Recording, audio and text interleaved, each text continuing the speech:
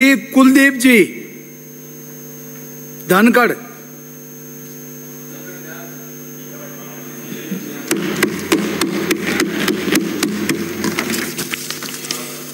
माननीय सभापति महोदय, आपने मुझे मांग संख्या 50 पर सहकारिता विभाग पर बोलने का अवसर दिया है, इसके लिए बहुत बहुत धन्यवाद। महोदय, मैं सबसे पहले गत कांग्रेस सरकार पर जो उनकी बजट घोषणाएं थी उन पर विचार रखना चाहता हूं।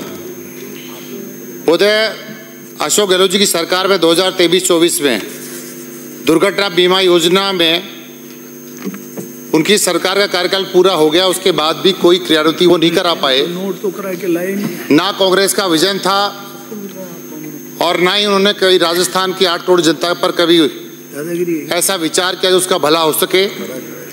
महोदय, मैं निवेदन करना चाहता हूँ, विगत वर्ष 2023-24 में 31.54 लाख किसानों द्वारा सहकारिता जीवन सुरक्षा बीमा योजना की राशि 359.39 करोड़ प्रीमियम के रूप में जमा करवाई थी और हमारी सरकार द्वारा इस प्रीमियम राशि को घटाकर 186.79 करोड़ की गई।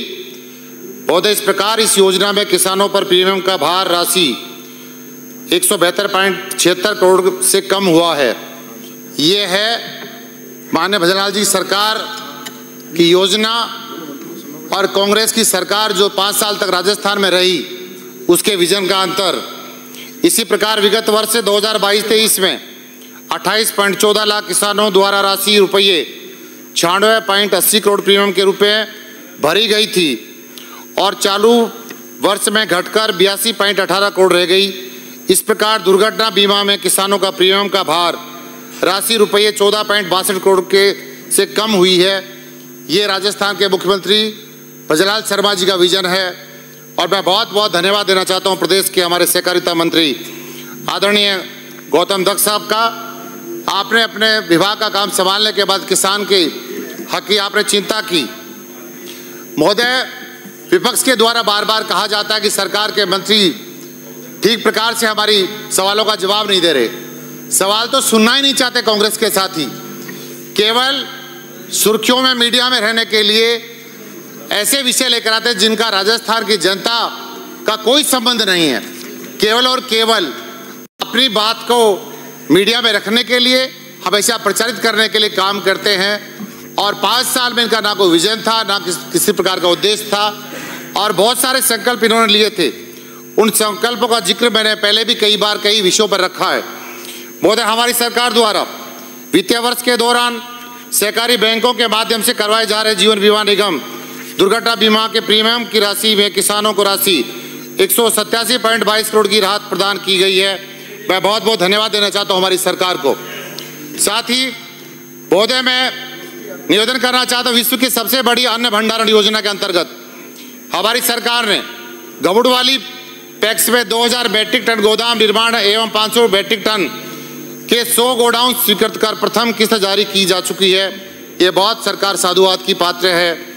मुख्यमंत्री किसान सम्मान निधि योजना प्रधानमंत्री किसान लाभार्थियों के अतिरिक्त राशि 3000 रुपये प्रति वर्ष से, जिससे प्रधानमंत्री किसान लाभार्थियों को 9000 रुपये प्रति वर्ष इस राशि से लाभ होगा। राजस्थान के किसान का सम्मान करने का काम, राजस्थान के मजदूर का सम्मान करने का काम हमारे प्रदेश के माननीय मुख्यमंत्री भजनलाल शर्मा जी ने किया है। सभी ग्राम पंचायतों में पैक्स जीएसएस का गठन भी किया जा चुका है और लगभग 2 वर्षों में 2500 पैक्स जीएसएस का गठन भी किया जाना है।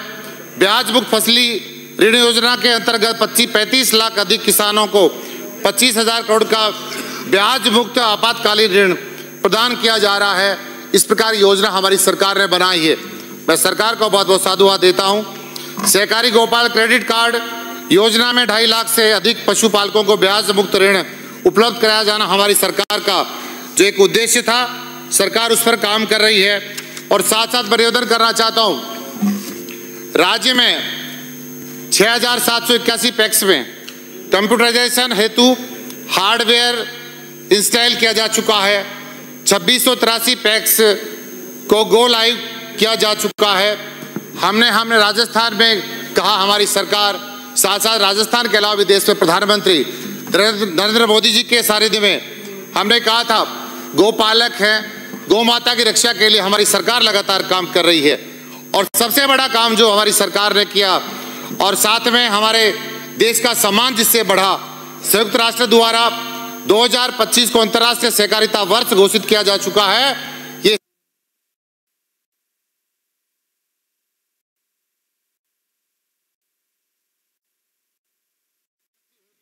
400 के दिए जाने की हमारी सरकार का जो संकल्पता 2025-26 में की गई है, बहुत बहुत धन्यवाद देना चाहता हूं। किसान का बेटा हूं और इसलिए मन भी करता है। और 5 साल कांग्रेस की सरकार रही, अशोक गहलोत जी ने केवल वायदे किए और वायदों के अलावा जमीन पर कोई काम नहीं किया। उसका कारण राजस्थान की जनता जान चुकी है। अभी एक सदस्य ने कहा कि हमारी सरकार आने वाली है। मुंगेरी लाल के हसीन सपने कोई भी देख सकता है और राजस्थान की जनता जानती भी है।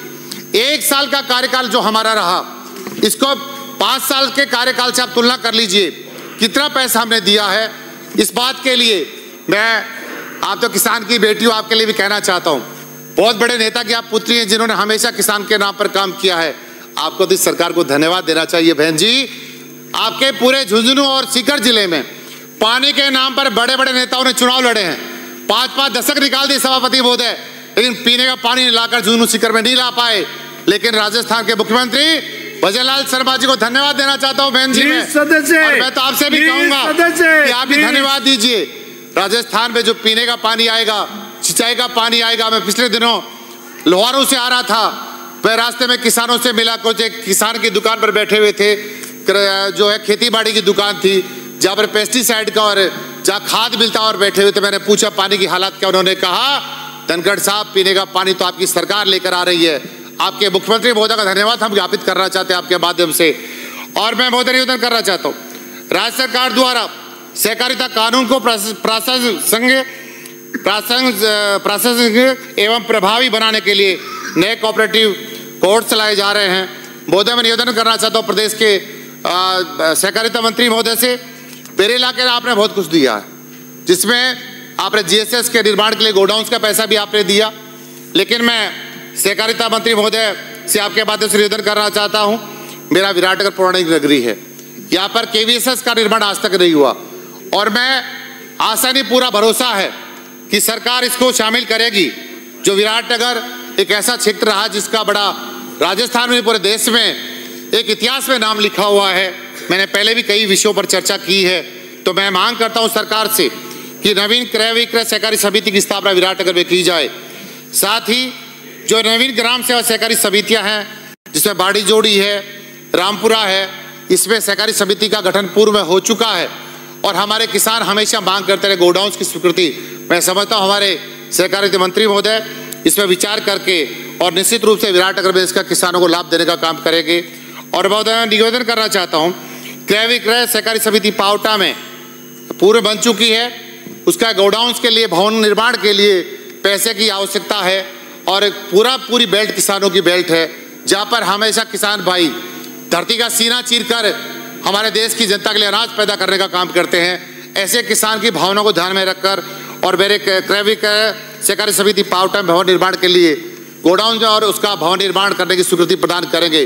मैं बहुत बहुत साधुवाद देता हूँ प्रदेश के माननीय मुख्यमंत्री जी को, वित्त मंत्री जी को और साथ साथ हमारे डायनेमिक हमारे सहकारिता मंत्री माननीय गौतम दत्त साहब को, जो हमेशा आपने जो विधानसभा के में जो कहा है उस काम को पूरा करने का काम किया है।